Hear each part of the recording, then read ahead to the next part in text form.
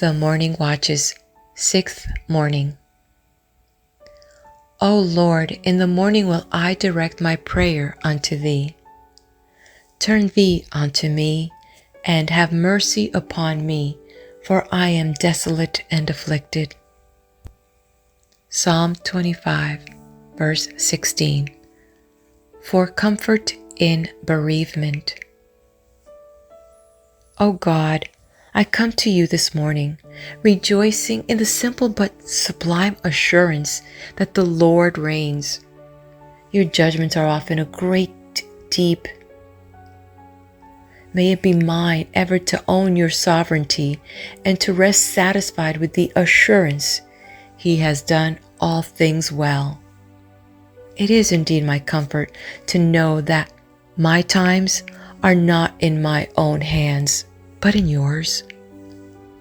When in vain I seek to explain the mystery of your inscrutable doings, may I be enabled implicitly to trust your unswerving rectitude and faithfulness.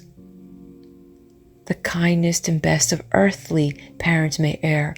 They may be betrayed into unnecessary harshness and severity, but you, O unerring parent, will not and cannot inflict one unneeded stroke. I can own your wisdom where I cannot discern it. I can trust the footsteps of love where I cannot trace them. I look back with adoring wonder on all your marvelous dealings towards me in the past. When my foot slipped, your mercy, O Lord, helped me up. How many teardrops have been dried by you?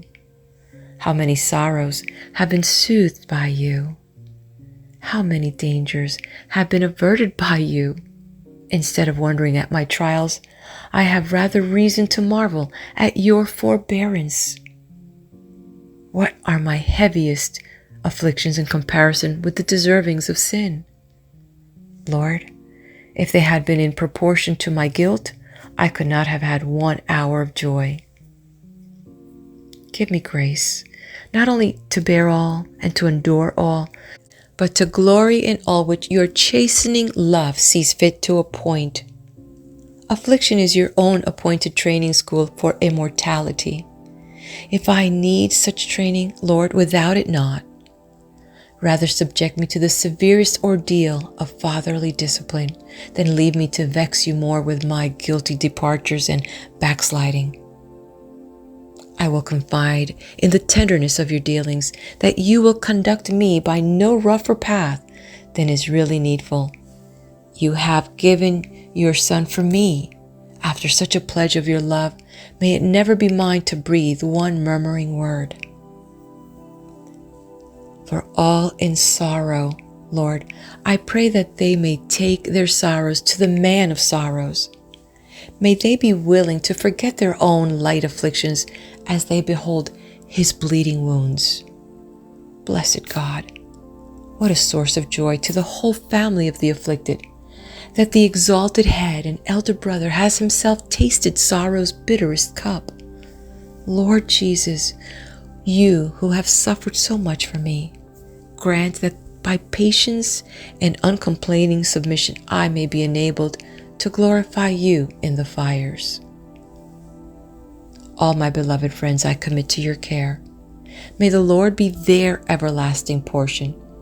Forbid that I should have to mourn in them what would be bitter than the pang of all earthly bereavement, that they are bereft of your favor. Make them yours. And in the midst of life's vicissitudes and changes, may we all look forward to that better time and that better world, where sorrow and sighing shall forever flee away. And all I ask is for Jesus' sake. Amen. Cause me to hear thy loving kindness in the morning, for in thee do I trust. End of 6th Morning. The Morning Watches by John Ross Macduff, 1860. Come back tomorrow for the 7th morning on the next video.